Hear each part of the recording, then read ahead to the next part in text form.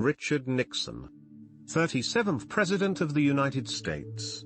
Richard Milhous Nixon, January 9, 1913, April 22, 1994, was the 37th President of the United States, serving from 1969 until 1974. A member of the Republican Party, Nixon previously served as the 36th Vice President from 1953 to 1961, having risen to national prominence as a representative and senator from California.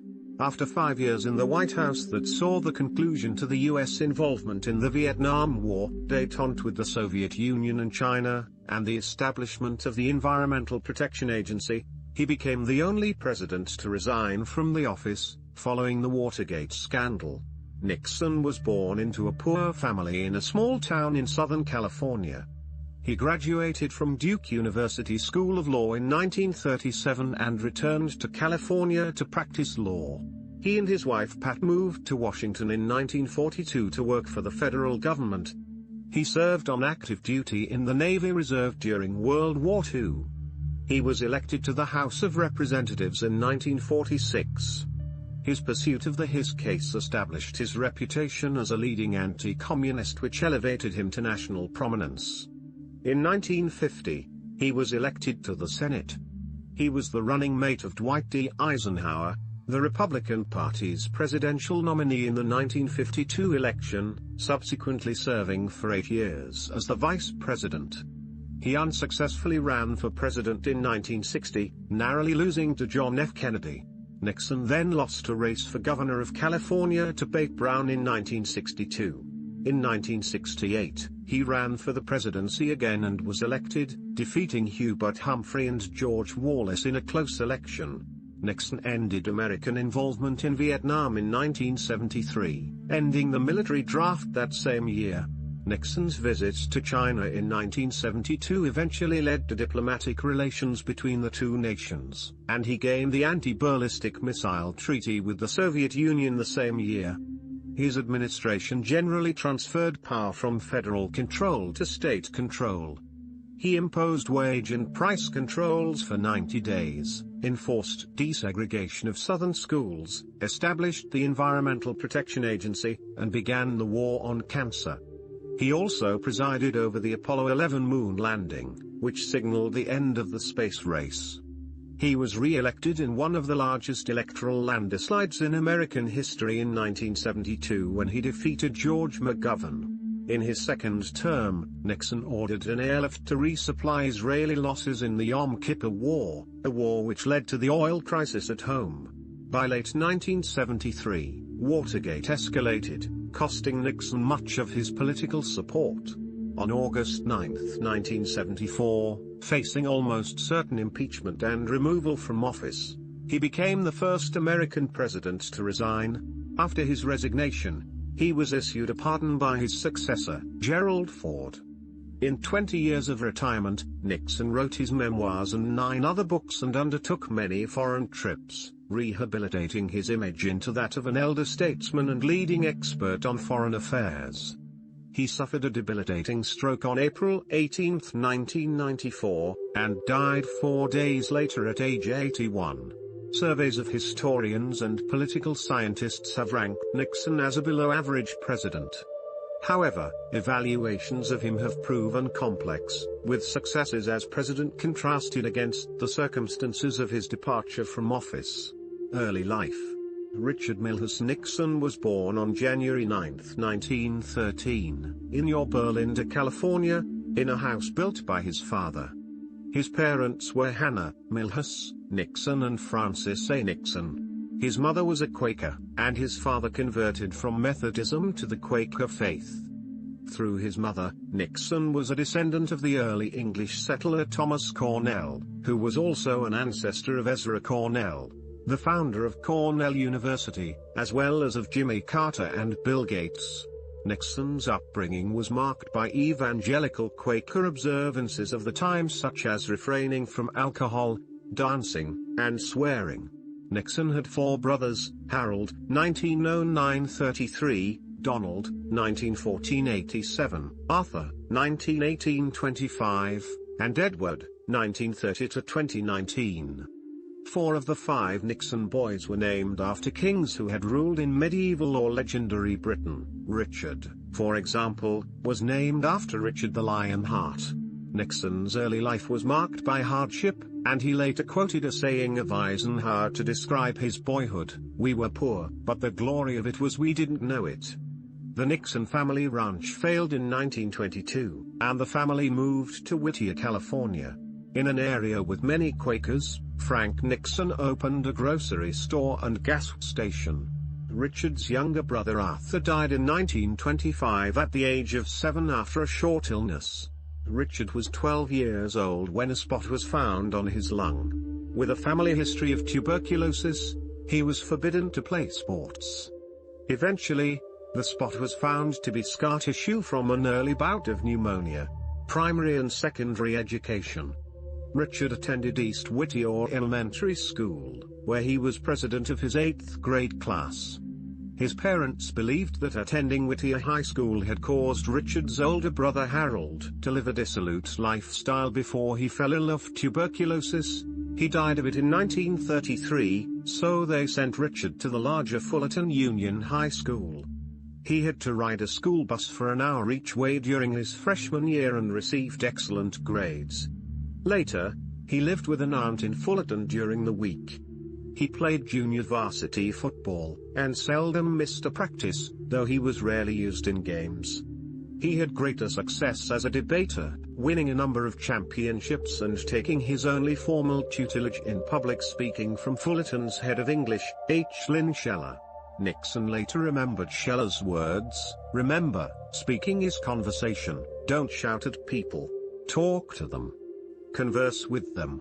Nixon said he tried to use a conversational tone as much as possible. At the start of his junior year in September 1928, Richard's parents permitted him to transfer to Whittier High School. At Whittier, Nixon suffered his first election defeat when he lost his bid for student body president. He often rose at 4 a.m. to drive the family truck into Los Angeles and purchase vegetables at the market. He then drove to the store to wash and display them before going to school. Harold had been diagnosed with tuberculosis the previous year. When their mother took him to Arizona in the hopes of improving his health, the demands on Richard increased, causing him to give up football. Nevertheless, Richard graduated from Whittier High third in his class of 207. College and law school education. Nixon was offered a tuition grant to attend Harvard University, but Harold's continued illness and the need for their mother to care for him meant Richard was needed at the store. He remained in his hometown and attended Whittier College with his expenses covered by a bequest from his maternal grandfather. Nixon played for the basketball team. He also tried out for football but lacked the size to play. He remained on the team as a substitute and was noted for his enthusiasm. Instead of fraternities and sororities, Whittier had literary societies. Nixon was snubbed by the only one for men, the Franklins. Many of the Franklins were from prominent families, but Nixon was not. He responded by helping to found a new society, the Orthogonian Society. In addition to the society, schoolwork, and work at the store, Nixon found time for a large number of extracurricular activities, becoming a champion debater and gaining a reputation as a hard worker. In 1933, he became engaged to La Florence Welch, daughter of the Whittier police chief. They broke up in 1935, after graduating summa cum laude with a Bachelor of Arts degree in history from Whittier in 1934. Nixon received a full scholarship to attend Duke University School of Law. The school was new and sought to attract top students by offering scholarships. It paid high salaries to its professors, many of whom had national or international reputations. The number of scholarships was greatly reduced for second and third year students, forcing recipients into intense competition. Nixon not only kept his scholarship but was elected president of the Duke Bar Association, inducted into the Order of the Coif, and graduated third in his class in June 1937. Early career and marriage. After graduating from Duke, Nixon initially hoped to join the FBI. He received no response to his letter of application and learned years later that he had been hired, but his appointment had been cancelled at the last minute due to budget cuts. Instead, he returned to California and was admitted to the California Bar in 1937. He began practicing in Whittier with the law firm Wingert & Billy, working on commercial litigation for local petroleum companies and other corporate matters, as well as on wills. In later years, Nixon proudly said he was the only modern president to have previously worked as a practicing attorney. Nixon was reluctant to work on divorce cases, disliking frank sexual talk from women. In 1938, he opened up his own branch of Wingert & Billy in La Habra, California, and became a full partner in the firm the following year. In January 1938, Nixon was cast in the Whittier Community Players production of The Dark Hour. There he played opposite a high school teacher named Thelma Pat Ryan. Nixon described it in his memoirs as a case of love at first sight for Nixon only, as Pat Ryan turned down the young lawyer several times before agreeing to date him. Once they began their courtship, Ryan was reluctant to marry Nixon. They dated for 2 years before she assented to his proposal. They wed in a small ceremony on June 21, 1940. After a honeymoon in Mexico, the Nixons began their married life in Whittier. They had 2 daughters, Tricia, born 1946, and Julie, born 1948. Military service. In January 1942, the couple moved to Washington, D.C., where Nixon took a job at the Office of Price Administration. In his political campaigns, Nixon would suggest that this was his response to Pearl Harbor, but he had sought the position throughout the latter part of 1941. Both Nixon and his wife believed he was limiting his prospects by remaining in Whittier. He was assigned to the Tire Rationing Division, where he was tasked with replying to correspondence. He did not enjoy the role, and 4 months later applied to join the United States Navy. As a birthright Quaker, he could have by law claimed exemption from the draft. He might also have been deferred because he worked in government service. In spite of that, Nixon sought a commission in the Navy. His application was successful, and he was appointed a lieutenant junior grade in the U.S. Naval Reserve, U.S. Navy Reserve, on June 15, 1942. In October 1942, he was assigned as aide to the commander of the Naval Air Station Ottumwa in Iowa until May 1943. Seeking more excitement, he requested sea duty and on July 2, 1943, was assigned to Marine Aircraft Group 25 in the South Pacific Combat Air Transport Command, SCAT, supporting the logistics of operations in the South Pacific Theater. On October 1, 1943, Nixon was promoted to lieutenant. Nixon commanded the SCAT forward detachments at Vellier-Lavler, Bougainville, and finally at Green Island, Nissan Island. His unit prepared manifests and flight plans for R-4D/C-47 operations and supervised the loading and unloading of the transport aircraft. For this service, he received a Navy Letter of Commendation, awarded a Navy Commendation Ribbon which was later updated to the Navy and Marine Corps Commendation Medal, from his commanding officer for meritorious and efficient performance of duty as officer in charge of the South Pacific Combat Air Transport Command. Upon his return to the U.S., Nixon was appointed the administrative officer of the Alameda Naval Air Station in California.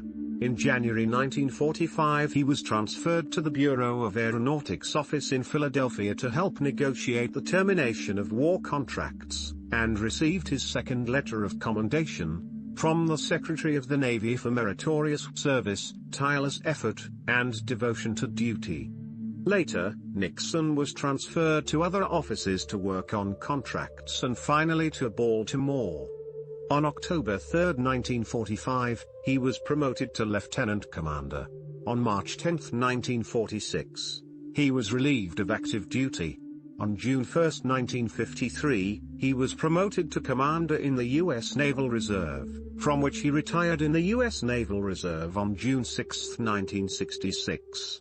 Rising politician. Congressional career. California congressman, 1947 to 1950, Republicans in California's 12th congressional district were frustrated by their inability to defeat Democratic Representative Jerry Voorhis. They sought a consensus candidate who would run a strong campaign against him.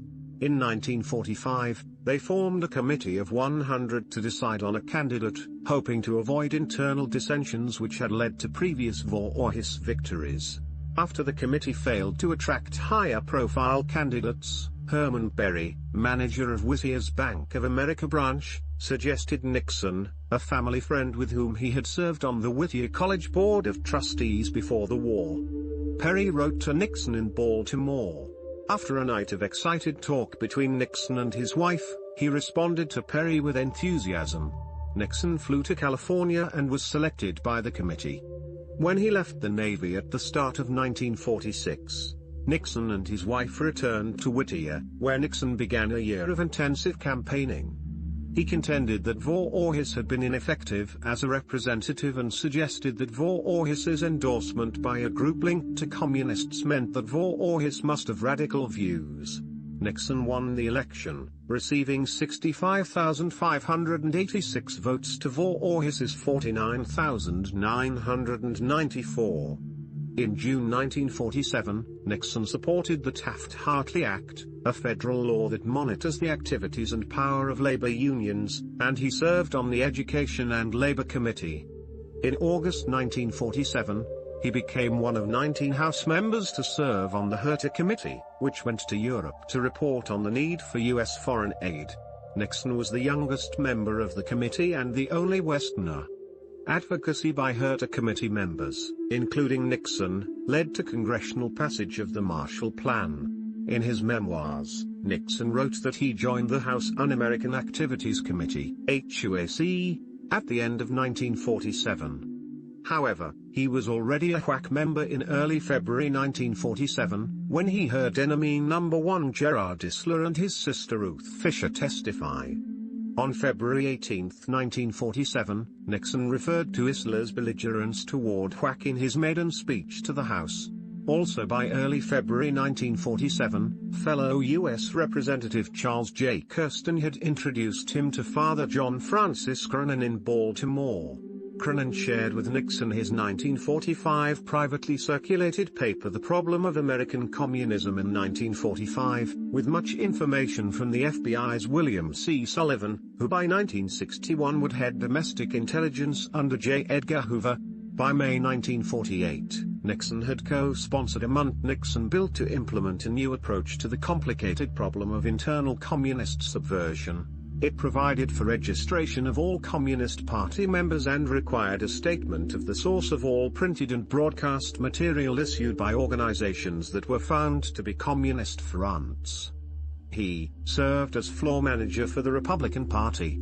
On May 19, 1948, the bill passed the House by 319 to 58, but later it failed to pass the Senate.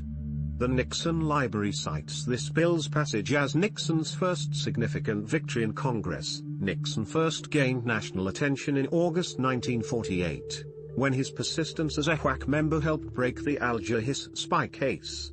While many doubted Whittaker Chambers' allegations that Hiss, a former State Department official, had been a Soviet spy, Nixon believed them to be true and pressed for the committee to continue its investigation.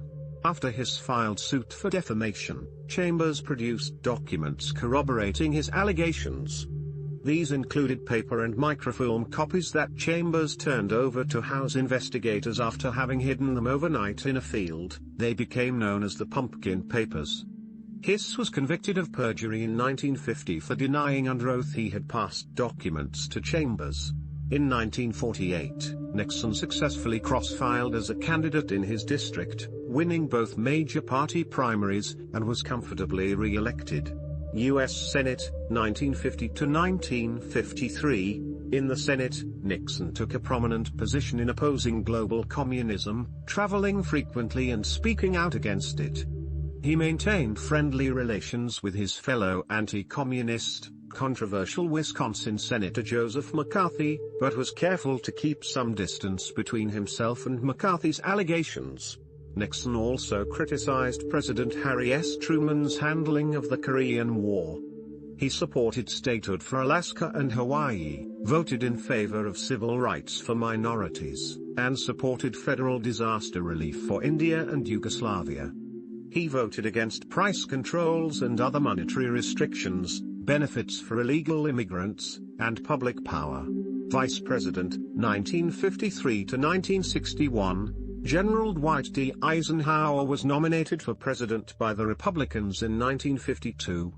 He had no strong preference for a vice presidential candidate, and Republican officeholders and party officials met in a smoke-filled room and recommended Nixon to the general, who agreed to the senator's selection. Nixon's youth, he was then 39, stance against communism, and political base in California, one of the largest states, were all seen as vote winners by the leaders. Among the candidates considered along with Nixon were Ohio Senator Robert A. Taft, New Jersey Governor Alfred Driscoll, and Illinois Senator Everett Dirksen. On the campaign trail, Eisenhower spoke of his plans for the country, leaving the negative campaigning to his running mate. In mid-September, the Republican ticket faced a major crisis. The media reported that Nixon had a political fund, maintained by his backers, which reimbursed him for political expenses. Such a fund was not illegal, but it exposed Nixon to allegations of a possible conflict of interest. With pressure building for Eisenhower to demand Nixon's resignation from the ticket, the senator went on television to deliver an address to the nation on September 23, 1952.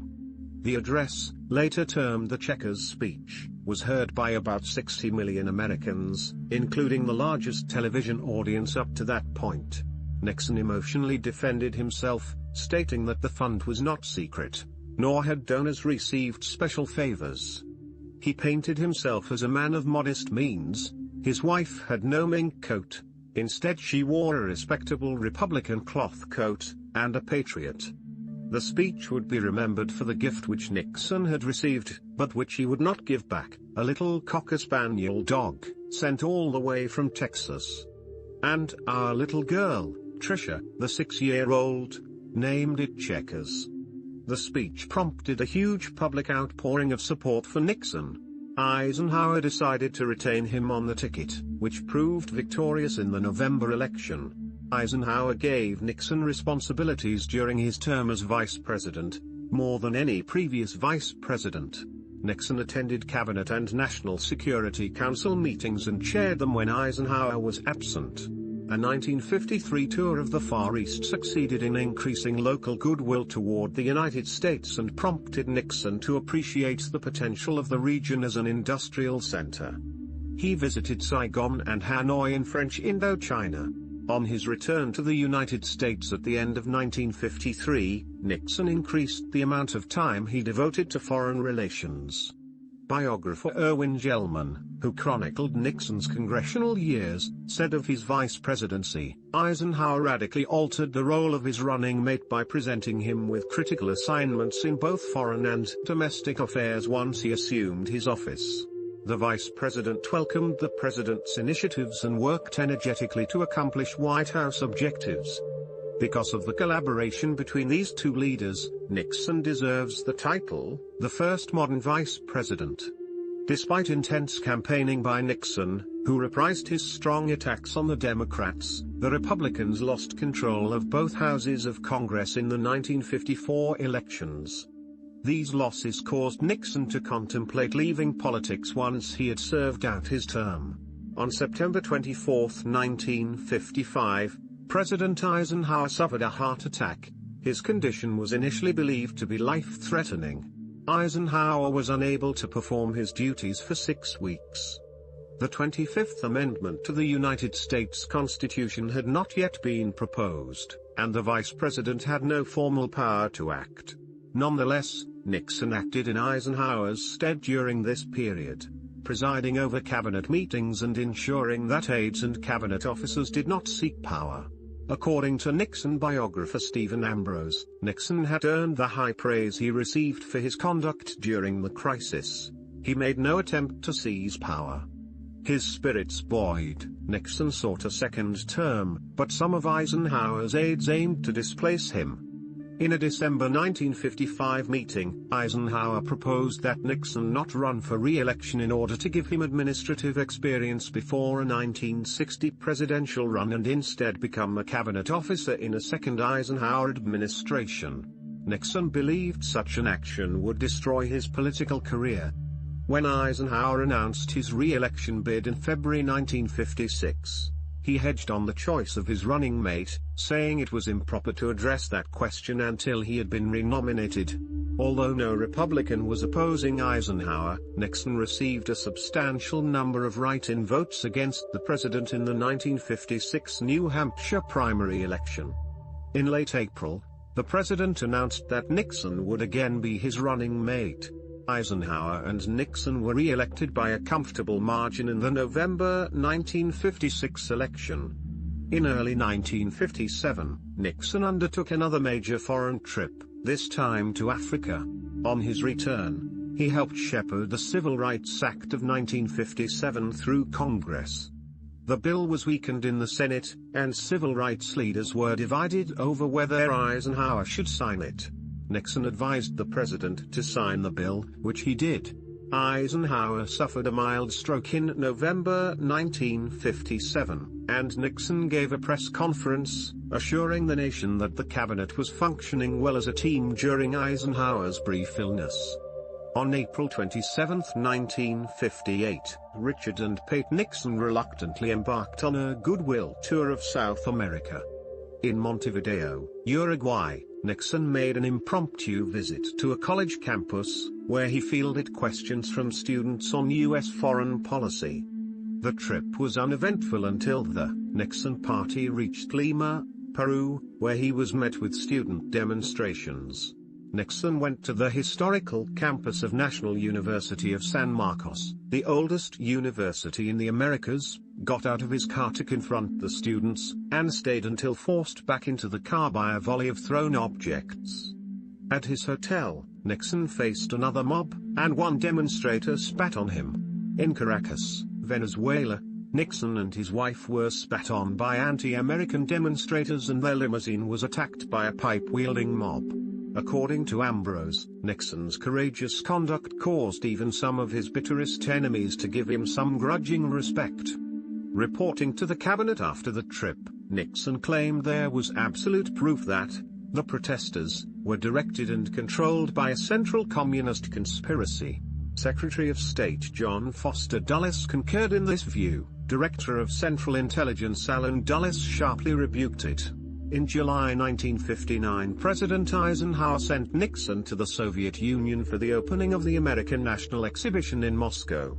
On July 24, Nixon was touring the exhibits with Soviet First Secretary and Premier Nikita Khrushchev when the two stopped at a model of an American kitchen and engaged in an impromptu exchange about the merits of capitalism versus communism that became known as the Kitchen Debate.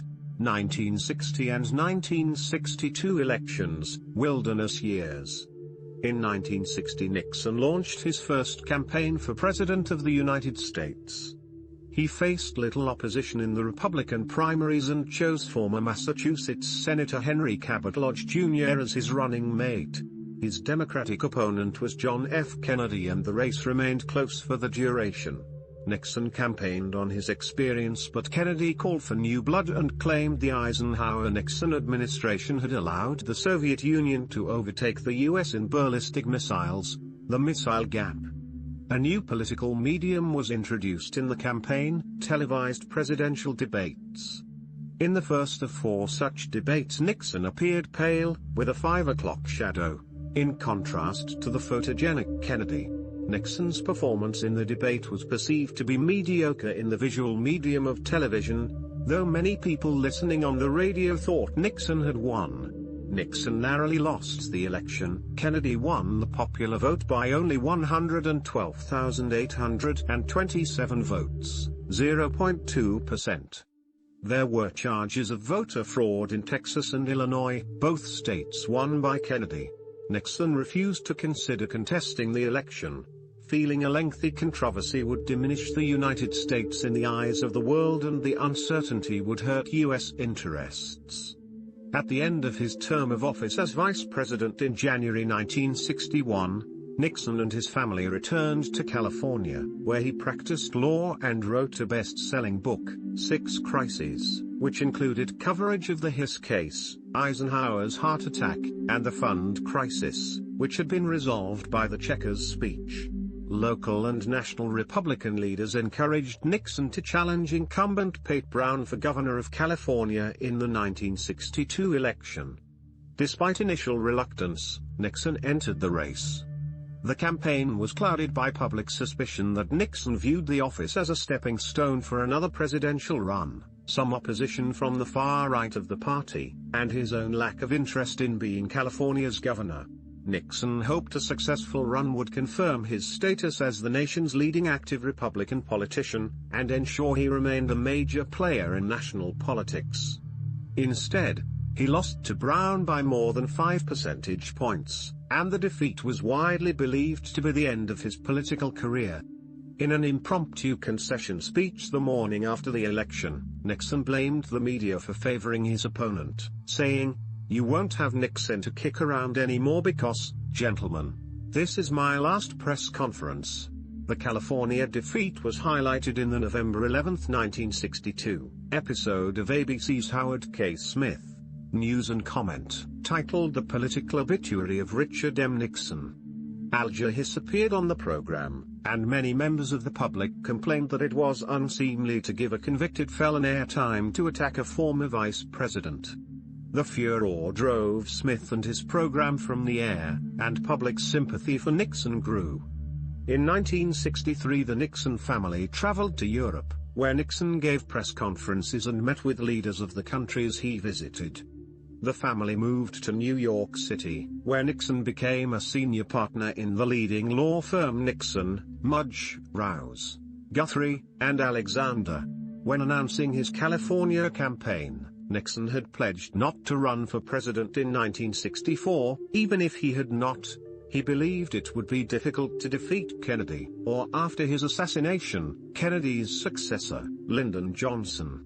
In 1964, he supported Arizona Senator Barry Goldwater for the Republican nomination for U.S. President. When Goldwater won the nomination, Nixon was selected to introduce him at the convention.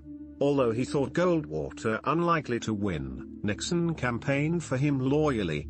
The election was a disaster for the Republicans. Goldwater's landslide loss to Johnson was matched by heavy losses for the party in Congress and among state governors. Nixon was one of the few leading Republicans not blamed for the disastrous results, and he sought to build on that in the 1966 congressional elections. He campaigned for many Republicans, seeking to regain seats lost in the Johnson landslide, and received credit for helping the Republicans make major gains that year. 1968 presidential election.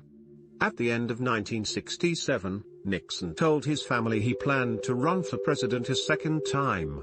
Although Pat Nixon did not always enjoy public life, for example, she had been embarrassed by the need to reveal how little the family owned in the Checkers speech.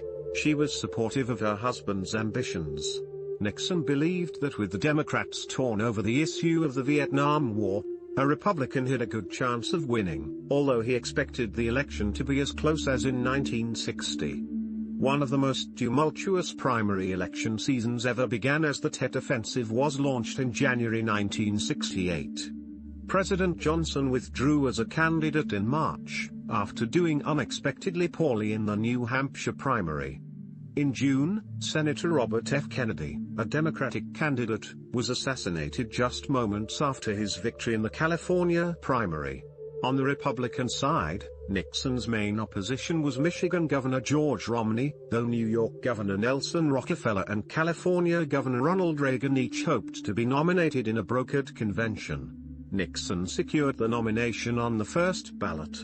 He selected Maryland Governor Spiro Agnew as his running mate, a choice which Nixon believed would unite the party, appealing both to Northern moderates and to Southerners disaffected with the Democrats.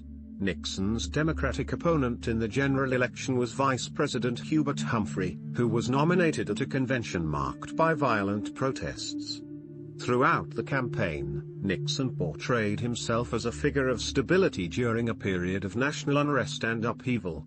He appealed to what he later called the silent majority of socially conservative Americans who disliked the hippie counterculture and the anti-war demonstrators.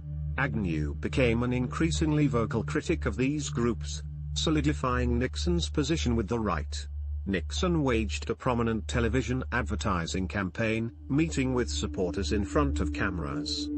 He stressed that the crime rate was too high, and attacked what he perceived as a surrender by the Democrats of the United States' nuclear superiority.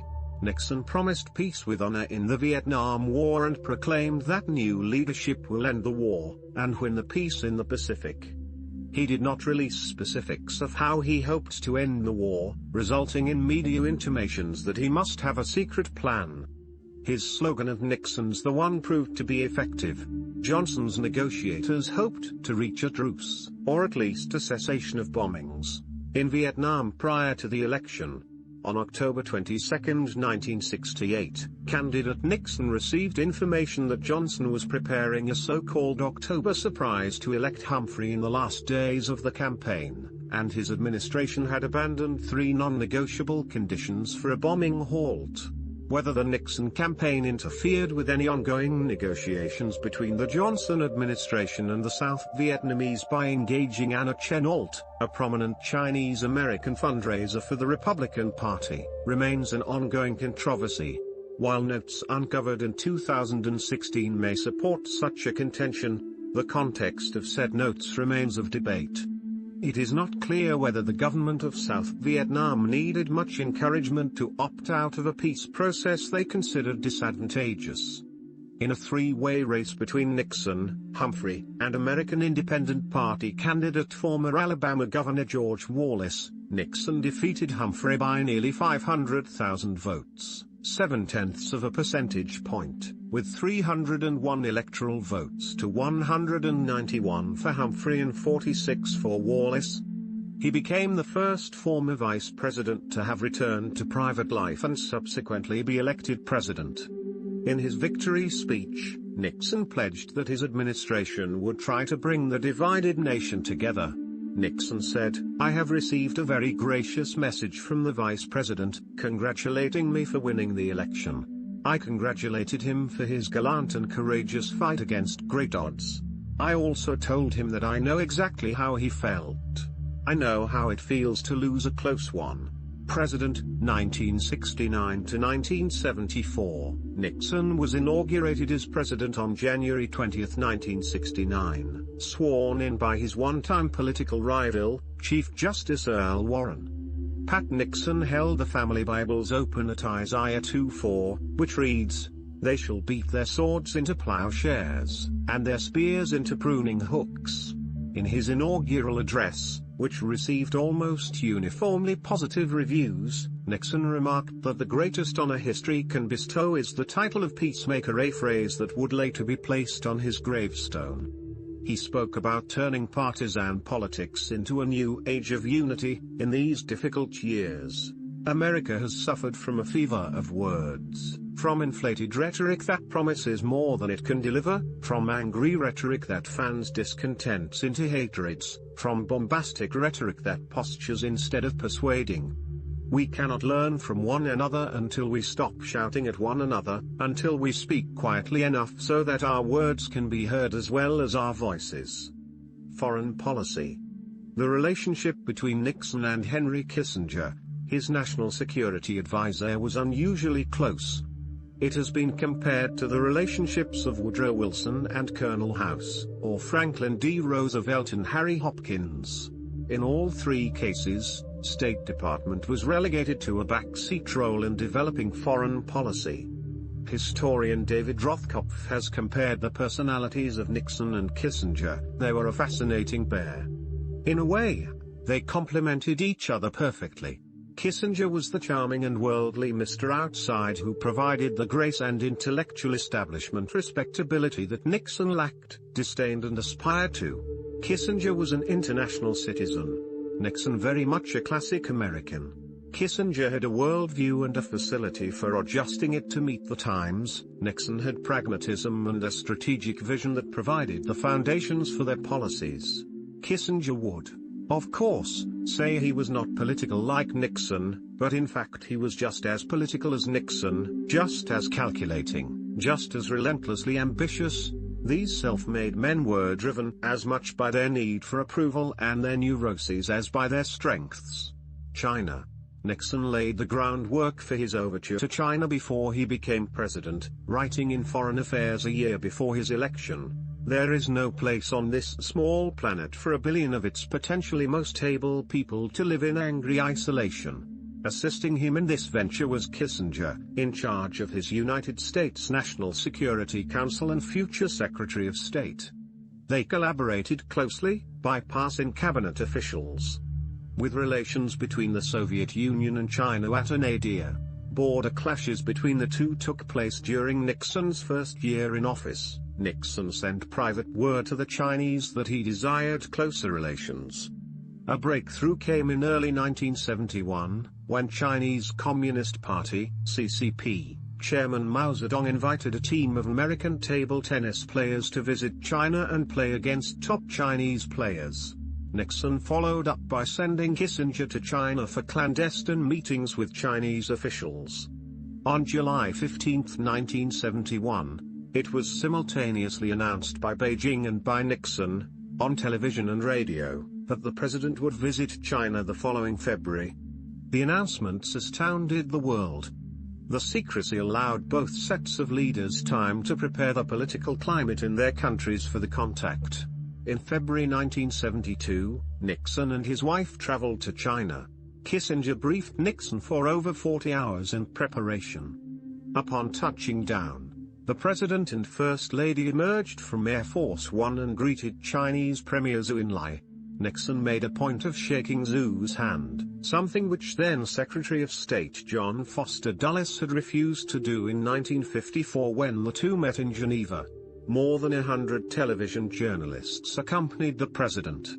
On Nixon's orders, television was strongly favored over printed publications, as Nixon felt that the medium would capture the visit much better than print. It also gave him the opportunity to snub the print journalists he despised. Nixon and Kissinger met for an hour with CCP Chairman Mao Zedong and Premier Zhou at Mao's official private residence, where they discussed a range of issues. Mao later told his doctor that he had been impressed by Nixon, whom he considered forthright, unlike the leftists and the Soviets. He said he was suspicious of Kissinger, though the National Security Advisor referred to their meeting as his encounter with history. A formal banquet welcoming the presidential party was given that evening in the Great Hall of the People. The following day, Nixon met with Zhou. The joint communiqué following this meeting recognized Taiwan as a part of China, and looked forward to a peaceful solution to the problem of reunification. When not in meetings, Nixon toured architectural wonders including the Forbidden City, Ming Tombs, and the Great Wall. Americans received their first glimpse into Chinese life through the cameras which accompanied Pate Nixon, who toured the city of Beijing and visited communes, schools, factories, and hospitals. The visit ushered in a new era of Sino-American relations. Fearing the possibility of a Sino-American alliance, the Soviet Union yielded to pressure for détente with the United States. Vietnam War. When Nixon took office, about 300 American soldiers were dying each week in Vietnam, and the war was broadly unpopular in the United States, with ongoing violent protests against the war.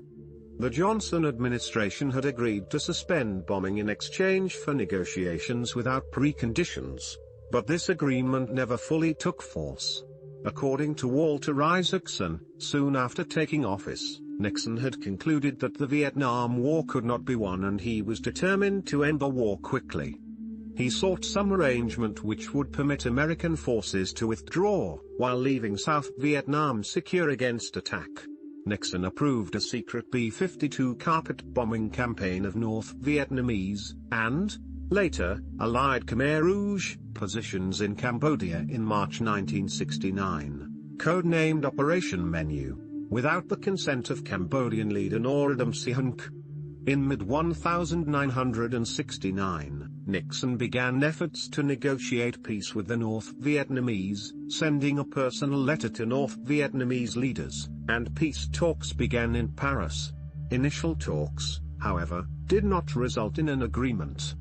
In May 1969 he publicly proposed to withdraw all American troops from South Vietnam provided North Vietnam also did so, and for South Vietnam to hold internationally supervised elections with Viet Cong participation. In July 1969, Nixon visited South Vietnam, where he met with his U.S. military commanders and President Nguyen Van Th. Amid protests at home demanding an immediate pullout, he implemented a strategy of replacing American troops with Vietnamese troops, known as Vietnamization. He soon instituted phased U.S. troop withdrawals, but also authorized incursions into Laos, in part to interrupt the Ho Chi Minh Trail, which passed through Laos and Cambodia and was used to supply North Vietnamese forces. Nixon announced the ground invasion of Cambodia to the American public on April 30, 1970.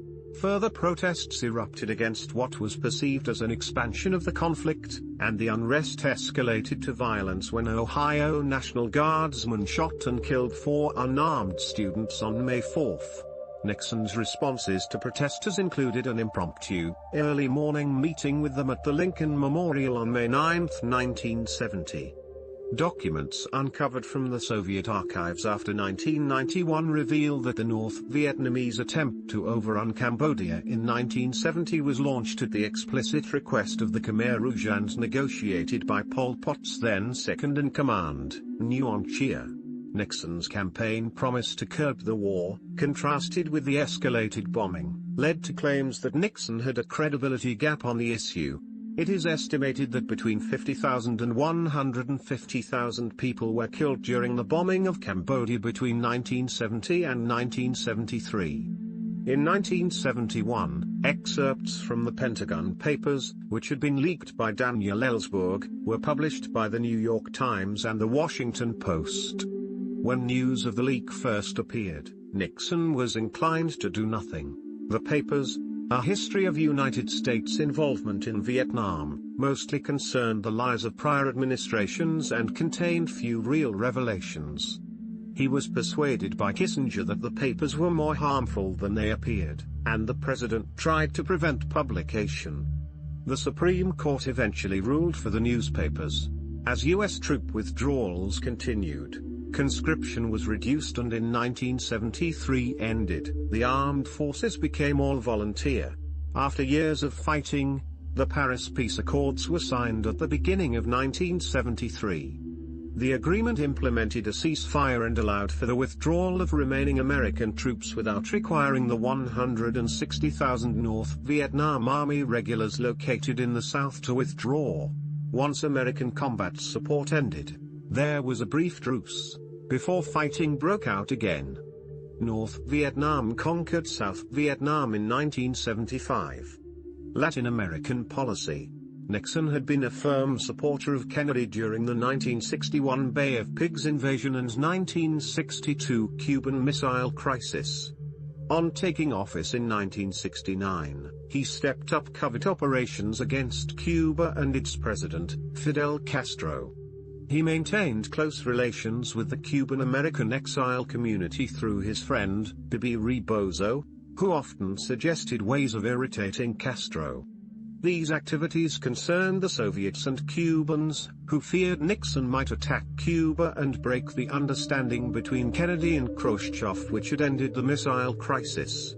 In August 1970, the Soviets asked Nixon to reaffirm the understanding. Despite his hard line against Castro, Nixon agreed. The process had not yet been completed when the Soviets began expanding their base at the Cuban port of Cienfuegos in October 1970. A minor confrontation ensued, which was concluded with an understanding that the Soviets would not use Cienfuegos for submarines bearing ballistic missiles. The final round of diplomatic notes, reaffirming the 1962 accord, were exchanged in November. The election of Marxist candidate Salvador Allende as president of Chile in September 1970 spurred Nixon and Kissinger to pursue a vigorous campaign of covert opposition to Allende, 25 first designed to convince the Chilean Congress to confirm Jorge Alessandri as the winner of the election, and then messages to military officers in support of a coup. Other support included strikes organized against Allende and funding for Allende opponents. It was even alleged that Nixon personally authorized $700,000 in covert funds to print anti-Allende messages in a prominent Chilean newspaper. 93 Following an extended period of social, political, and economic unrest, General Augusto Pinochet assumed power in a violent coup d'état on September 11, 1973. Among the dead was Allende. Soviet Union. Nixon used the improving international environment to address the topic of nuclear peace. Following the announcement of his visit to China, the Nixon administration concluded negotiations for him to visit the Soviet Union. The President and First Lady arrived in Moscow on May 22, 1972, and met with Leonid Brezhnev, the General Secretary of the Communist Party, Alexei Kosygin, the Chairman of the Council of Ministers, and Nikolai Podgorny, the Chairman of the Presidium of the Supreme Soviet, among other leading Soviet officials. Nixon engaged in intense negotiations with Brezhnev. Out of the summit came agreements for increased trade and two landmark arms control treaties: SALT I, the first comprehensive limitation pact signed by the two superpowers, and the Anti-Ballistic Missile Treaty, which banned the development of systems designed to intercept incoming missiles. Nixon and Brezhnev proclaimed a new era of peaceful coexistence. A banquet was held that evening at the Kremlin. Nixon and Kissinger planned to link arms control to détente and to the resolution of other urgent problems through what Nixon called linkage. David Tal argues, the linkage between strategic arms limitations and outstanding issues such as the Middle East, Berlin and, foremost, Vietnam thus became central to Nixon's and Kissinger's policy of détente. Through employment of linkage, they hoped to change the nature and course of U.S. foreign policy, including U.S. nuclear disarmament and arms control policy, and to separate them from those practiced by Nixon's predecessors. They also intended, through linkage, to make U.S. arms control policy part of détente. His policy of linkage had in fact failed. It failed mainly because it was based on flawed assumptions and false premises, the foremost of which was that the Soviet Union wanted strategic arms limitation agreement much more than the United States did. Seeking to foster better relations with the United States, China and the Soviet Union both cut back on their diplomatic support for North Vietnam and advised Hanoi to come to terms militarily. Nixon later described his strategy: "I had long believed that an indispensable element of any successful peace initiative in Vietnam was to enlist, if possible, the help of the Soviets and the Chinese. Though rapprochement with China and détente with the Soviet Union were ends in themselves, I also considered them possible means to hasten the end of the war."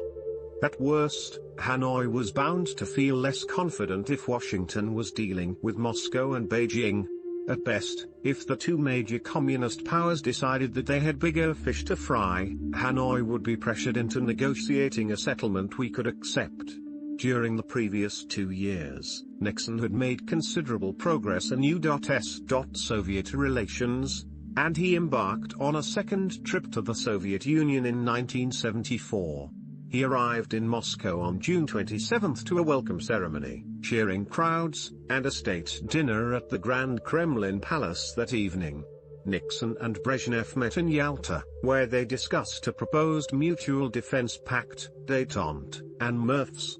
Nixon considered proposing a comprehensive test ban treaty, but he felt he would not have time to complete it during his presidency. There were no significant breakthroughs in these negotiations. Middle Eastern policy. As part of the Nixon Doctrine, the U.S. avoided giving direct combat assistance to its allies and instead gave them assistance to defend themselves.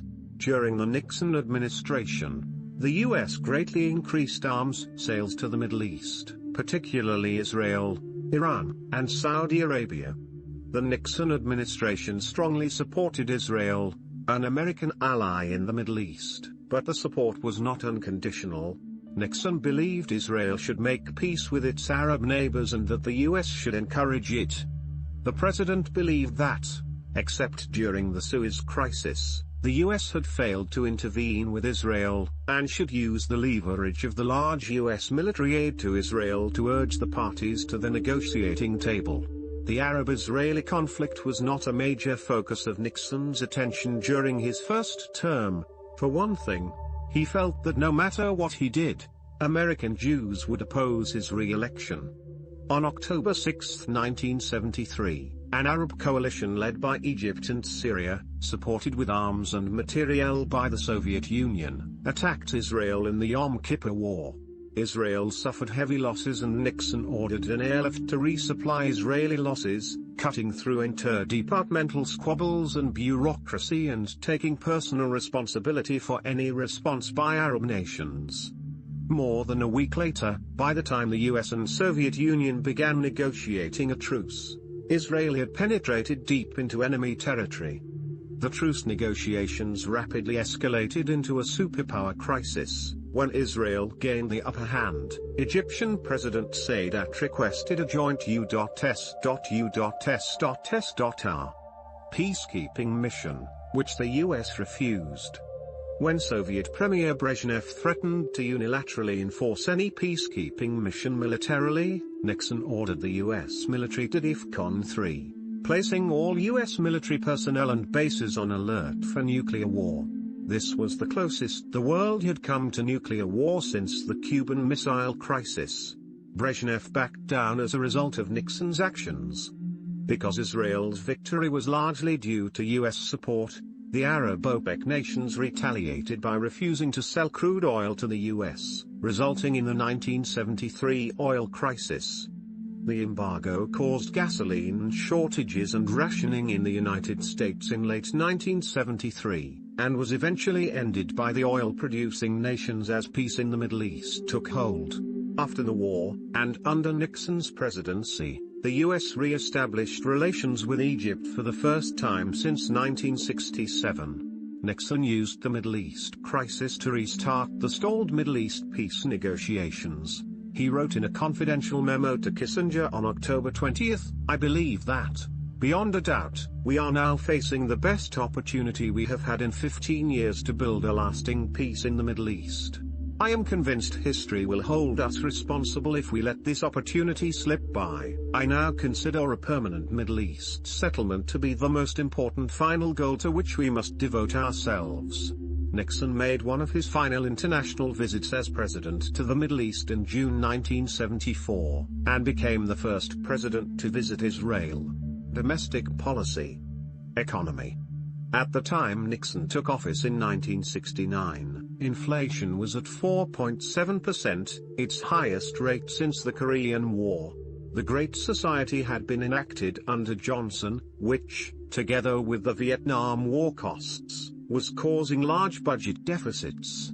Unemployment was low, but interest rates were at their highest in a century.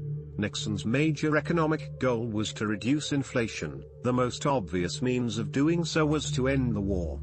This could not be accomplished overnight, and the US economy continued to struggle through 1970, contributing to a lackluster Republican performance in the midterm congressional elections. Democrats controlled both houses of Congress throughout Nixon's presidency.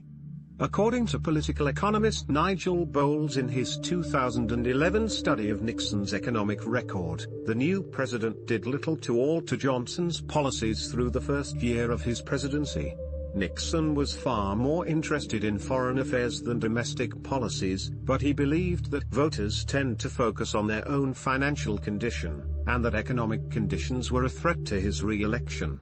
As part of his new federalism views, he proposed grants to the states, but these proposals were for the most part lost in the congressional budget process. However, Nixon gained political credit for advocating them. In 1970, Congress had granted the president the power to impose wage and price freezes, though the Democratic majorities knowing Nixon had opposed such controls through his career, did not expect Nixon to actually use the authority. With inflation unresolved by August 1971, and an election year looming, Nixon convened a summit of his economic advisers at Camp David. He then announced temporary wage and price controls, allowed the dollar to float against other currencies, and ended the convertibility of the dollar into gold. Bowles points out, by identifying himself with a policy whose purpose was inflation's defeat, Nixon made it difficult for Democratic opponents to criticize him. His opponents could offer no alternative policy that was either plausible or believable, since the one they favored was one they had designed but which the president had appropriated for himself. Nixon's policies dampened inflation through 1972, although their after-effects contributed to inflation during his second term and into the Ford administration. After Nixon won re-election, inflation was returning. He reimposed price controls in June 1973. The price controls became unpopular with the public and business people, who saw powerful labor unions as preferable to the price board bureaucracy. The controls produced food shortages, as meat disappeared from grocery stores and farmers drowned chickens rather than sell them at a loss. Despite the failure to control inflation, controls were slowly ended, and on April 30, 1974, their statutory authorization lapsed. Governmental initiatives and organization. Nixon advocated a new federalism, which would devolve power to state and local elected officials, though Congress was hostile to these ideas and enacted few of them. He eliminated the cabinet-level United States Post Office Department, which in 1971 became the government-run United States Postal Service. Nixon was a late supporter of the conservation movement. Environmental policy had not been a significant issue in the 1968 election, and the candidates were rarely asked for their views on the subject. Nixon broke new ground by discussing environmental policy in his State of the Union speech in 1970. He saw that the first Earth Day in April 1970 presaged a wave of voter interest on the subject, and sought to use that to his benefit. In June he announced the formation of the Environmental Protection Agency, EPA. He relied on his domestic advisor John A. Leachman, who favored protection of natural resources, to keep him out of trouble on environmental issues. Other initiatives supported by Nixon included the Clean Air Act of 1970 and the Occupational Safety and Health Administration, OSHA, and the National Environmental Policy Act required environmental impact statements for many federal projects. Nixon vetoed the Clean Water Act of 1972, objecting not to the policy goals of the legislation but to the amount of money to be spent on them, which he deemed excessive. After Congress overrode his veto, Nixon impounded the funds he deemed unjustifiable. In 1971, Nixon proposed health insurance reform, a private health insurance employer mandate, federalization of Medicaid for poor families with dependent minor children, and support for health maintenance organizations, HMOs. A limited HMO bill was enacted in 1973. In 1974, Nixon proposed more comprehensive health insurance reform, a private health insurance employer mandate and replacement of Medicaid by state-run health insurance plans available to all, with income-based premiums and cost-sharing. Nixon was concerned about the prevalence of domestic drug use in addition to drug use among American soldiers in Vietnam. He called for a war on drugs and pledged to cut off sources of supply abroad. He also increased funds for education and for rehabilitation facilities. As one policy initiative, Nixon called for more money for sickle cell research, treatment, and education in February 1971 and signed the National Sickle Cell Anemia Control Act on May 16, 1972. While Nixon called for increased spending on such high-profile items as sickle cell disease and for a war on cancer, at the same time he sought to reduce overall spending at the National Institutes of Health. Civil rights. The Nixon presidency witnessed the first large-scale integration of public schools in the South. Nixon sought a middle way between the segregationist Wallace and liberal Democrats, whose support of integration was alienating some Southern whites. Hopeful of doing well in the South in 1972, he sought to dispose of desegregation as a political issue before then. Soon after his inauguration, he appointed Vice President Agnew to lead a task force, which worked with local leaders, both white and black, to determine how to integrate local schools. Agnew had little interest in the work, and most of it was done by Labor Secretary George Shultz. Federal aid was available, and a meeting with President Nixon was a possible reward for compliant committees. By September 1970, less than 10% of black children were attending segregated schools. By 1971, however, tensions over desegregation surfaced in northern cities, with angry protests over the busing of children to schools outside their neighborhood to achieve racial balance. Nixon opposed busing personally but enforced court orders requiring its use. Some scholars, such as James Morton Turner and John Eisenberg, believe that Nixon, who had advocated for civil rights in his 1960 campaign, slowed down desegregation as president, appealing to the racial conservatism of Southern whites, who were angered by the civil rights movement. This, he hoped, would boost his election chances in 1972. In addition to desegregating public schools, Nixon implemented the Philadelphia Plan in 1970, the first significant federal affirmative action program. He also endorsed the Equal Rights Amendment after it passed both houses of Congress in 1972 and went to the states for ratification. He also pushed for African American civil rights and economic equity through a concept known as black capitalism. Nixon had campaigned as an era supporter in 1968, though feminists criticized him for doing little to help the era or their cause after his election. Nevertheless, he appointed more women to administration positions than Lyndon Johnson had. Space policy. After a nearly decade-long national effort, the United States won the race to land astronauts on the Moon on July 20, 1969, with the flight of Apollo 11. Nixon spoke with Neil Armstrong and Buzz Aldrin during their moonwalk. He called the conversation the most historic phone call ever made from the White House. Nixon was unwilling to keep funding for the National Aeronautics and Space Administration, NASA, at the high level seen during the 1960s as NASA prepared to send men to the moon. NASA Administrator Thomas O. Paine drew up ambitious plans for the establishment of a permanent base on the Moon by the end of the 1970s and the launch of a crewed expedition to Mars as early as 1981. Nixon rejected both proposals due to the expense. Nixon also cancelled the Air Force Manned Orbital Laboratory program in 1969, because unmanned spy satellites were a more cost-effective way to achieve the same reconnaissance objective. NASA cancelled the last 3 planned Apollo lunar missions to place Skylab in orbit more efficiently and free money up for the design and construction of the Space Shuttle. On May 24, 1972, Nixon approved a 5-year cooperative program between NASA and the Soviet space program, culminating in the 1975 joint mission of an American Apollo and Soviet Soyuz spacecraft linking in space. Re-election, Watergate scandal, and resignation. 1972 presidential campaign. Nixon believed his rise to power had peaked at a moment of political realignment. The Democratic Solid South had long been a source of frustration to Republican ambitions. Goldwater had won several Southern states by opposing the Civil Rights Act of 1964 but had alienated more moderate Southerners. Nixon's efforts to gain Southern support in 1968 were diluted by Wallace's candidacy.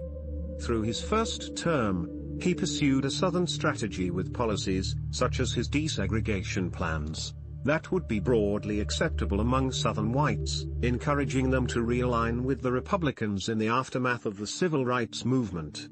He nominated 2 Southern conservatives, Clement Haynsworth and G. Harold Caswell, to the Supreme Court, but neither was confirmed by the Senate. Nixon entered his name on the New Hampshire primary ballot on January 5, 1972, effectively announcing his candidacy for re-election. Virtually assured the Republican nomination, The president had initially expected his Democratic opponent to be Massachusetts Senator Edward M. Kennedy, brother of the late president, who was largely removed from contention after their July 1969 Chappaquiddick incident.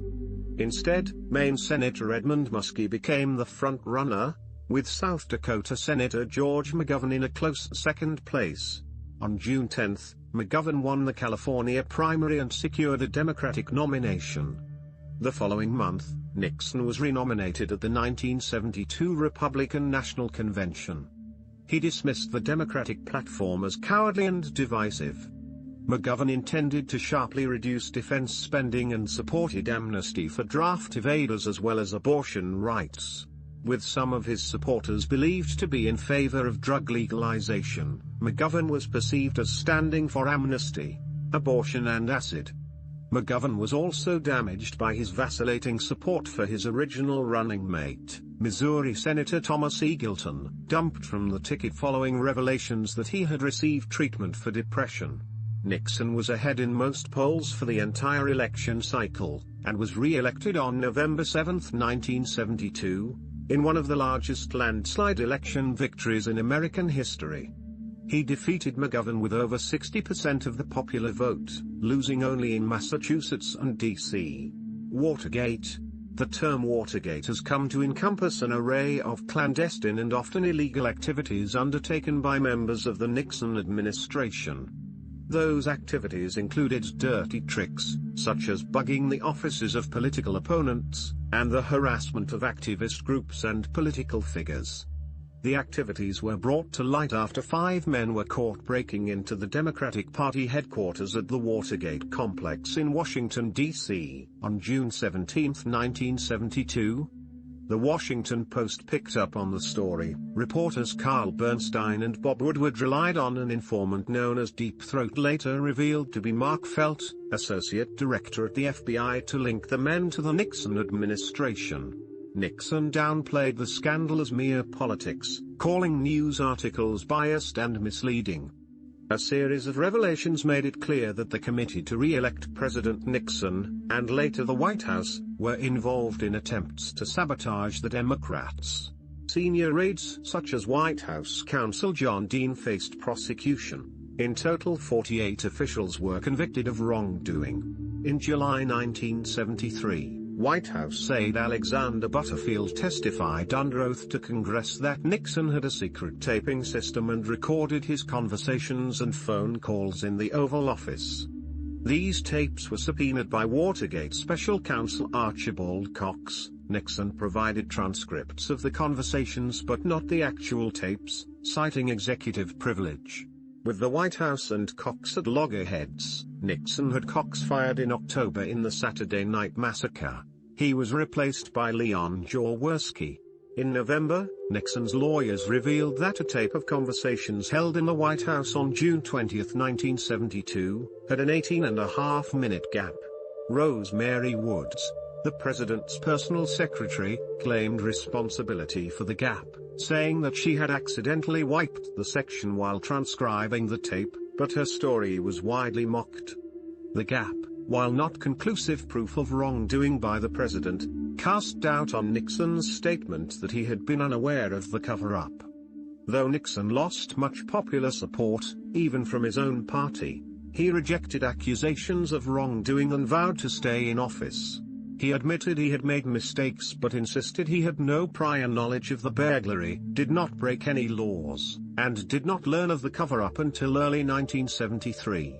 On October 10, 1973, Vice President Agnew resigned for reasons unrelated to Watergate. He was convicted on charges of bribery, tax evasion and money laundering during his tenure as governor of Maryland. Believing his first choice, John Connally, would not be confirmed by Congress, Nixon chose Gerald Ford, minority leader of the House of Representatives, to replace Agnew. One researcher suggests Nixon effectively disengaged from his own administration after Ford was sworn in as vice president on December 6, 1973. On November 17, 1973, during a televised question-and-answer session, with 400 Associated Press managing editors, Nixon said, People have got to know whether or not their president is a crook. Well, I'm not a crook. I've earned everything I've got. The legal battle over the tapes continued through early 1974, and in April Nixon announced the release of 1,200 pages of transcripts of White House conversations between himself and his aides. The House Judiciary Committee opened impeachment hearings against the president on May 9, 1974, which were televised on the major TV networks. These hearings culminated in votes for impeachment. On July 24, the Supreme Court ruled unanimously that the full tapes, not just selected transcripts, must be released. The scandal grew to involve a slew of additional allegations against the president, ranging from the improper use of government agencies to accepting gifts in office and his personal finances and taxes. Nixon repeatedly stated his willingness to pay any outstanding taxes due, and later paid $465,000, equivalent to $2.4 million in 2019, in back taxes in 1974. Even with support diminished by the continuing series of revelations, Nixon hoped to fight the charges.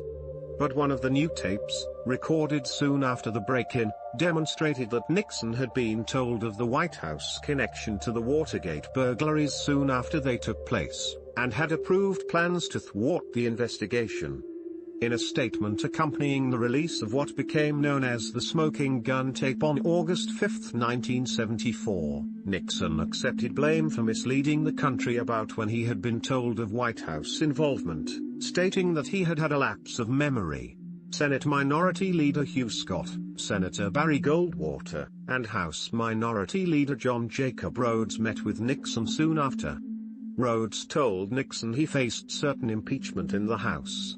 Scott and Goldwater told the president that he had, at most, only 15 votes in his favor in the Senate, far fewer than the 34 needed to avoid removal from office. Resignation. In light of his loss of political support and the near certainty that he would be impeached and removed from office, Nixon resigned the presidency on August 9, 1974, after addressing the nation on television the previous evening. The resignation speech was delivered from the Oval Office and was carried live on radio and television. Nixon said he was resigning for the good of the country and asked the nation to support the new president, Gerald Ford. Nixon went on to review the accomplishments of his presidency, especially in foreign policy.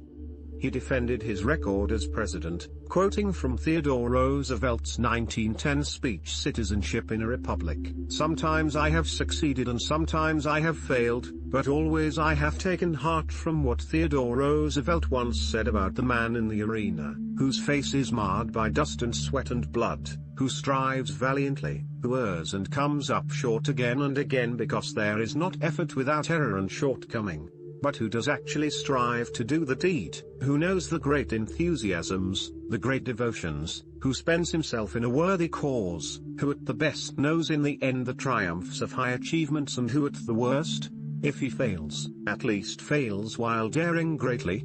Nixon's speech received generally favorable initial responses from network commentators, with only Roger Mudd of CBS stating that Nixon had not admitted wrongdoing. It was termed a masterpiece by Conrad Black, one of his biographers.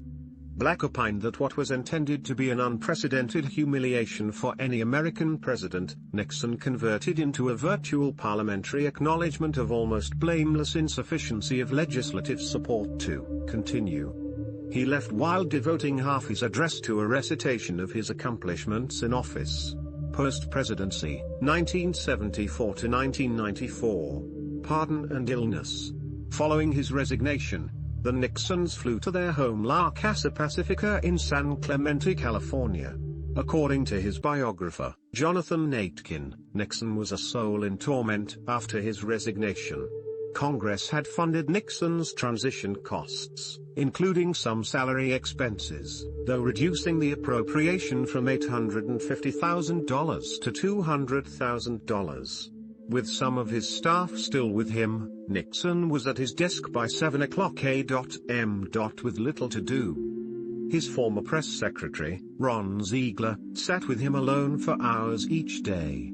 Nixon's resignation had not put an end to the desire among many to see him punished. The Ford White House considered a pardon of Nixon, even though it would be unpopular in the country. Nixon, contacted by Ford emissaries, was initially reluctant to accept the pardon, but then agreed to do so. Ford insisted on a statement of contrition, but Nixon felt he had not committed any crimes and should not have to issue such a document. Ford eventually agreed, and on September 8, 1974, he granted Nixon a full, free, and absolute pardon, which ended any possibility of an indictment. Nixon then released a statement, "I was wrong in not acting more decisively and more forthrightly in dealing with Watergate, particularly when it reached the stage of judicial proceedings and grew from a political scandal into a national tragedy. No words can describe the depth of my regret and pain at the anguish my mistakes over Watergate have caused the nation and the presidency, a nation I so deeply love, and an institution I so greatly respect." In October 1974, Nixon fell ill with phlebitis.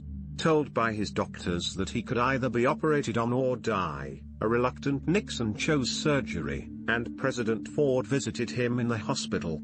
Nixon was under subpoena for the trial of 3 of his former aides, Dean Haldeman, and John A. Leachman, and the Washington Post, disbelieving his illness, printed a cartoon showing Nixon with a cast on the wrong foot. Judge John Sirica excused Nixon's presence despite the defendant's objections.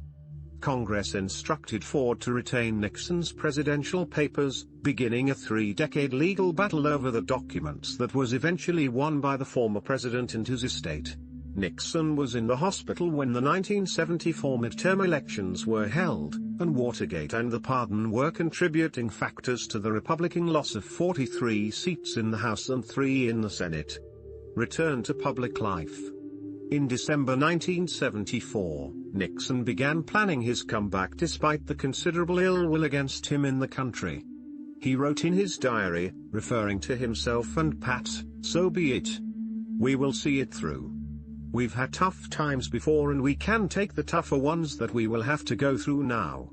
That is perhaps what we were made for. To be able to take punishment beyond what anyone in this office has had before, particularly after leaving office. This is a test of character and we must not fail the test." By early 1975, Nixon's health was improving. He maintained an office in a Coast Guard station 300 yards from his home, at first taking a golf cart and later walking the route each day. He mainly worked on his memoirs. He had hoped to wait before writing his memoirs. The fact that his assets were being eaten away by expenses and lawyer fees compelled him to begin work quickly. He was handicapped in this work by the end of his transition allowance in February, which compelled him to part with many of his staff, including Ziegler. In August of that year, he met with British talk show host and producer David Frost, who paid him $600,000, equivalent to $2.9 million in 2019, for a series of sit-down interviews, filmed and aired in 1977. They began on the topic of foreign policy, recounting the leaders he had known. But the most remembered section of the interviews was that on Watergate, Nixon admitted he had let down the country and that "I brought myself down. I gave them a sword and they stuck it in. And they twisted it with relish. And, I guess, if I'd been in their position, I'd have done the same thing." The interviews garnered 45 to 50 million viewers, becoming the most watched program of its kind in television history. The interviews helped improve Nixon's financial position. At one point in early 1975 he had only $500 in the bank, as did the sale of his Key Biscayne property to a trust set up by wealthy friends of Nixon, such as Bibi Rebozo. In February 1976, Nixon visited China at the personal invitation of Mao. Nixon had wanted to return to China, but chose to wait until after Ford's own visit in 1975. Nixon remained neutral in the close 1976 primary battle between Ford and Reagan. Ford won, but was defeated by Georgia Governor Jimmy Carter in the general election. The Carter administration had little use for Nixon and blocked his planned trip to Australia, causing the government of Prime Minister Malcolm Fraser to withhold its official invitation. In 1976, Nixon was disbarred by the New York State Bar Association for obstruction of justice in the Watergate affair. Nixon chose not to present any defense. In early 1978, Nixon went to the United Kingdom. He was shunned by American diplomats and by most ministers of the James Callaghan government. He was welcomed, however, by the leader of the opposition, Margaret Thatcher, as well as by former Prime Ministers Lord Home and Sir Harold Wilson. Two other former Prime Ministers, Harold Macmillan and Edward Heath, declined to meet him. Nixon addressed the Oxford Union regarding Watergate. "Some people say I didn't handle it properly and they're right. I screwed it up. Mea culpa. But let's get on to my achievements. You'll be here in the year 2000 and we'll see how I'm regarded then." Author and elder statesman. In 1978, Nixon published his memoirs, R.N., The Memoirs of Richard Nixon, the first of 10 books he was to author in his retirement. The book was a bestseller and attracted a generally positive critical response. Nixon visited the White House in 1979, invited by Carter for the state dinner for Chinese Vice Premier Deng Xiaoping. Carter had not wanted to invite Nixon, but Deng had said he would visit Nixon in California if the former president was not invited. Nixon had a private meeting with Deng and visited Beijing again in mid-1979. On August 10, 1979, the Nixons purchased a 12-room condominium occupying the 7th floor of 817 Fifth Avenue, New York City after being rejected by 2 Manhattan co-ops. When the deposed Shah of Iran died in Egypt in July 1980, Nixon defied the State Department, which intended to send no U.S. representative, by attending the funeral.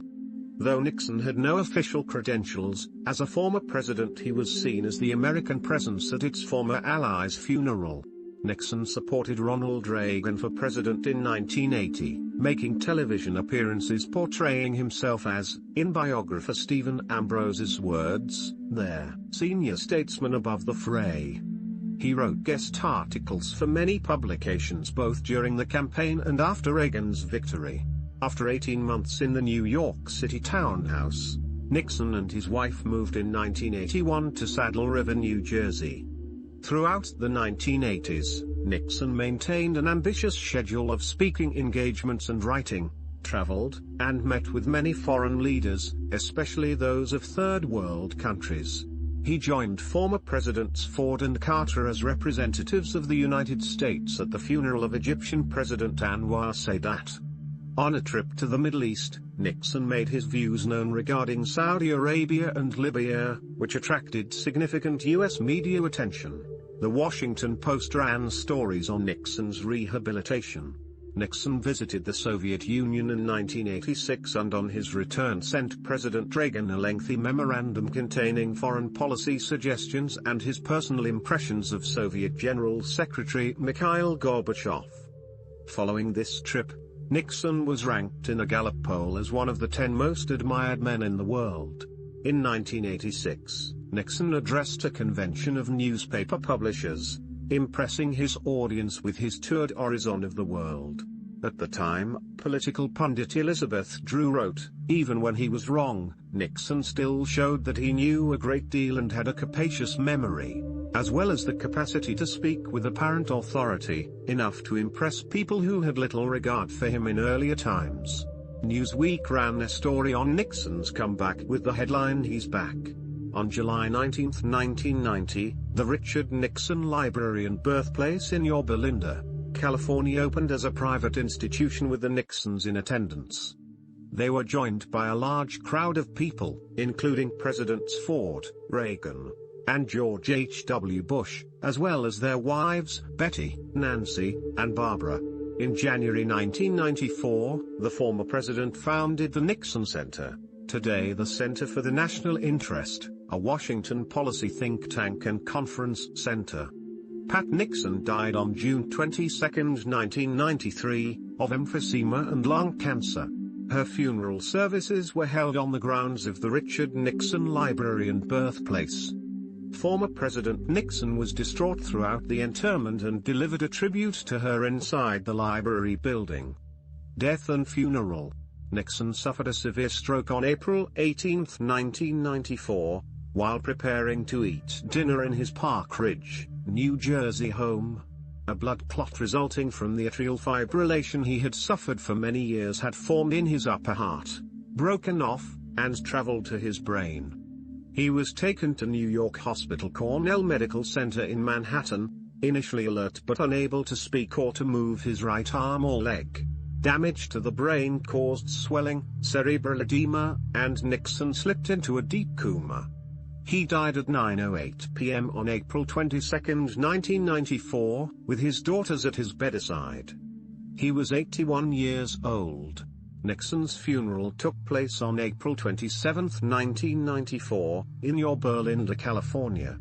Eulogists at the Nixon Library ceremony included President Bill Clinton, former Secretary of State Henry Kissinger, Senate Minority Leader Bob Dole, California Governor Pete Wilson, and the Reverend Billy Graham. Also in attendance were former Presidents Ford, Carter, Reagan, George H.W. Bush, and their wives. Richard Nixon was buried beside his wife Pat on the grounds of the Nixon Library. He was survived by his 2 daughters, Tricia and Julie, and 4 grandchildren. In keeping with his wishes, his funeral was not a full state funeral, though his body did lie in repose in the Nixon Library lobby from April 26 to the morning of the funeral service. Mourners waited in line for up to 8 hours in chilly, wet weather to pay their respects. At its peak, the line to pass by Nixon's casket was 3 miles long with an estimated 42,000 people waiting. John F. Stacks of Time magazine said of Nixon shortly after his death, "An outsized energy and determination drove him on to recover and rebuild after every self-created disaster that he faced. To reclaim a respected place in American public life after his resignation, he kept traveling and thinking and talking to the world's leaders, and by the time Bill Clinton came to the White House, in 1993, Nixon had virtually cemented his role as an elder statesman." Clinton, whose wife served on the staff of the committee that voted to impeach Nixon, met openly with him and regularly sought his advice.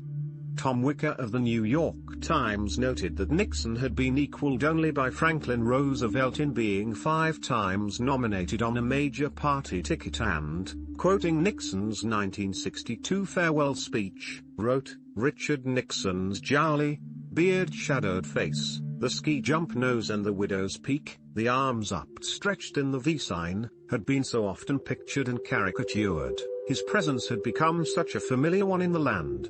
He had been so often in the heat of controversy, that it was hard to realize the nation really would not have Nixon to kick around anymore." Ambrose said of the reaction to Nixon's death, "To everyone's amazement, except his, he's our beloved elder statesman." Upon Nixon's death, almost all the news coverage mentioned Watergate, but for the most part, the coverage was favorable to the former president. The Dallas Morning News stated, "History ultimately should show that despite his flaws, he was one of our most far-sighted chief executives." This offended some. Columnist Russell Baker complained of a group conspiracy to grant him absolution. Cartoonist Jeff Kotable of the Omaha World Herald depicted history before a blank canvas, his subject Nixon, as America looks on eagerly. The artist urges his audience to sit down. The work will take some time to complete, as this portrait is a little more complicated than most. Hunter S. Thompson wrote a scathing piece denouncing Nixon for Rolling Stone, entitled "He Was a Crook," which also appeared a month later in The Atlantic. In his article, Thompson described Nixon as a political monster straight out of Grendel and a very dangerous enemy. Legacy. Historian and political scientist James McGregor Burns asked of Nixon, "How can one evaluate such an idiosyncratic president, so brilliant and so morally lacking?" Nixon's biographers disagree on how he will be perceived by posterity. According to Ambrose, Nixon wanted to be judged by what he accomplished. What he will be remembered for is the nightmare he put the country through in his second term and for his resignation. Erwin Gelman, who chronicled Nixon's congressional career, suggests he was remarkable among his congressional peers. A success story in a troubled era, one who steered a sensible anti-communist course against the excess of McCarthy. Aitken feels that Nixon, both as a man and as a statesman, has been excessively maligned for his faults and inadequately recognized for his virtues. Yet even in a spirit of historical revisionism, no simple verdict is possible. Some historians say Nixon's Southern strategy turned the southern United States into a Republican stronghold, while others deem economic factors more important in the change. Throughout his career, Nixon moved his party away from the control of isolationists, and as a congressman he was a persuasive advocate of containing Soviet communism. According to his biographer Herbert Parmitt, Nixon's role was to steer the Republican Party along a middle course, somewhere between the competitive impulses of the Rockefellers, the Goldwaters, and the Reagans. Nixon's stance on domestic affairs has been credited with the passage and enforcement of environmental and regulatory legislation.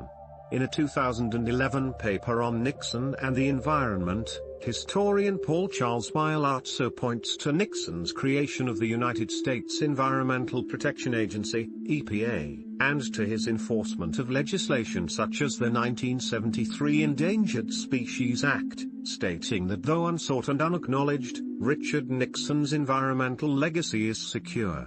Nixon himself did not consider the environmental advances he made in office an important part of his legacy. Some historians contend that his choices were driven more by political expediency than any strong environmentalism. Nixon saw his policies on Vietnam, China, and the Soviet Union as central to his place in history. Nixon's one-time opponent George McGovern commented in 1983, "President Nixon probably had a more practical approach to the two superpowers, China and the Soviet Union, than any other president since World War II, with the exception of his inexcusable continuation of the war in Vietnam. Nixon really will get high marks in history." Political scientist Jussi Hanhimäki disagrees, saying that Nixon's diplomacy was merely a continuation of the Cold War policy of containment by diplomatic, rather than military means. Historian Christopher Andrew concludes that Nixon was a great statesman on the world stage as well as a shabby practitioner of electoral politics in the domestic arena. While the criminal farce of Watergate was in the making, Nixon's inspirational statesmanship was establishing new working relationships both with Communist China and with the Soviet Union. Historian Keith W. Olson has written that Nixon left a legacy of fundamental mistrust of government, rooted in Vietnam and Watergate. In surveys of historians and political scientists, Nixon is generally ranked as a below-average president. During the impeachment of Bill Clinton in 1998, both sides tried to use Nixon and Watergate to their advantage. Republicans suggested that Clinton's misconduct was comparable to Nixon's, while Democrats contended that Nixon's actions had been far more serious than Clinton's. Another legacy, for a time, was a decrease in the power of the presidency as Congress passed restrictive legislation in the wake of Watergate. Olson suggests that legislation in the aftermath of the September 11 attacks restored the president's power. Personality and public image. Nixon's career was frequently dogged by his persona and the public's perception of it. Editorial cartoonists and comedians often exaggerated his appearance and mannerisms, to the point where the line between the human and the caricature became increasingly blurred. He was often portrayed with unshaven jowls, slumped shoulders, and a furrowed, sweaty brow. Nixon had a complex personality, both very secretive and awkward, yet strikingly reflective about himself. He was inclined to distance himself from people and was formal in all aspects, wearing a coat and tie even when home alone. Nixon biographer Conrad Black described him as being driven though also uneasy with himself in some ways. According to Black, Nixon thought that he was doomed to be traduced, double-crossed, unjustly harassed, misunderstood, underappreciated, and subjected to the trials of job, but that by the application of his mighty will, tenacity and diligence, he would ultimately prevail. Nixon sometimes drank to excess, especially during 1970 when things were not going well for him. He also had trouble battling insomnia, for which he was prescribed sleeping pills. According to Ray Price, he sometimes took them in together. Nixon also took Dilantin, recommended by Jack Dreyfus. That medicine is usually prescribed to treat and prevent seizures, but in Nixon's case it was to battle depression. His periodic overindulgences, especially during stressful times such as during Apollo 13, concerned Price and others, including then-advisor Ray Leachman and longtime valet Manolo Sanchez. Author and former British politician David Owen deemed Nixon an alcoholic. Biographer Elizabeth Drew summarized Nixon as a smart, talented man, but most peculiar and haunted of presidents. In his account of the Nixon presidency, author Richard Reeves described Nixon as a strange man of uncomfortable shyness, who functioned best alone with his thoughts. Nixon's presidency was doomed by his personality, Reeves argues. He assumed the worst in people and he brought out the worst in them. He clung to the idea of being tough. He thought that was what had brought him to the edge of greatness. But that was what betrayed him. He could not open himself to other men and he could not open himself to greatness. In October 1999, a volume of 1971 White House audio tapes was released which contained multiple statements by Nixon deemed derogatory toward Jews. In one conversation with H.R. Haldeman, Nixon said that Washington was full of Jews and that most Jews are disloyal, making exceptions for some of his top aides. He then added, "But, Bob, generally speaking, you can't trust the bastards.